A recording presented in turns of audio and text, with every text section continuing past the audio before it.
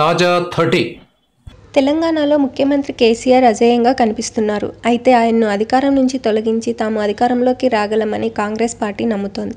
అలాగే రేవంత్ రెడ్డి కూడా కేసీఆర్ మీద గట్టిగా ఫైట్ చేస్తున్నారు. 2019లో కాకపోయినా 2024లో అయినా అధికారంలోకి వస్తామని రేవంత్ రెడ్డి భావిస్తున్నట్లు రాజకీయ పరిశీలకులు అంచనా వేస్తున్నారు. ఈ పరిస్థితుల్లో సంగారెడ్డిలో రాహుల్ గాంధీ సభ అంచనాలకు మించి సక్సెస్ కావడంతో కాంగ్రెస్ పార్టీలో ఉత్సాహం ఉరకలు వేస్తోంది. ఇప్పటికిప్పుడు ఎన్నికలు జరిగితే టీఆర్ఎస్కు 111 స్థానాలు వస్తాయని కేసీఆర్ చెప్పిన సమయంలోనే రాహుల్ సభ సక్సెస్ కావడం రాజకీయ పరిశీలకులను ఆశ్చర్యపరుస్తోంది. ఈ సభ ఇంతలా సక్సెస్ కావడానికి జగ్గారెడ్డి కారణం. ఆయన భారీగా జన సమీకరణ చేశారు. అంతేకాదు సంగారెడ్డిలో రాహుల్ చేసిన విమర్శలకు ప్రతి విమర్శలు చేసిన కేటీఆర్పై జగ్గారెడ్డి నిప్పులు చెరిగారు. కేటీఆర్పై దారుణమైన వ్యాఖ్యలు చేశారు. కేటీఆర్ది అడుక్కునే చరిత్ర అని అన్నారు. టీఆర్ఎస్ ఎంపీ బాల్కా సుమన్ను ఉస్మానియా యూనివర్సిటీలో బట్టలిప్పి కొట్టిస్తానని జగ్గారెడ్డి అన్నారు. ఇప్పటిదాకా కేసీఆర్ మీద, ఈయన కుటుంబ సభ్యుల మీద రేవంత్ రెడ్డి మాత్రమే తీవ్రమైన వ్యాఖ్యలు చేస్తున్నారు.